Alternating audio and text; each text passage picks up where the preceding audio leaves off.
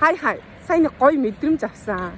Ямар мэдрэмж вэ гэсэн чинь Лүтигийн охинтойгоо гэрээсээ гараа явж исэн. Яг нэг давхурт гараа явж байгаад яг хаалгаар гарах гэсэн хажуунаас нэг солонгосын цэцэг барьсан.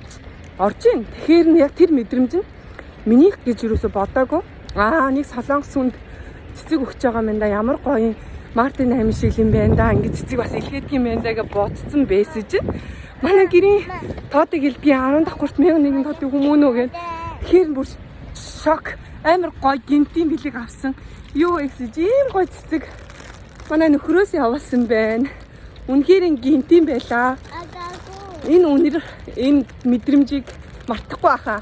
Хамгийн гоё Мартин амины бэлэг байлаа. Миний хувьд бол яг л өөрөө ойрт ерөөсөн цэцэг авмаар санагдаад байсан боловч тэгээд ахгүй яваад байсан. Тэгээд хүний цэцэг байна да, ямар гоё цэцэг вэ гэж харсан чинь минийх байсан болохоор энэ мэдрэмж нь бүр гоё байлаа. За тэгээ бүх эмэгтэйчдээ Мартин амины баярын мэнд хүргэе. Баяртай.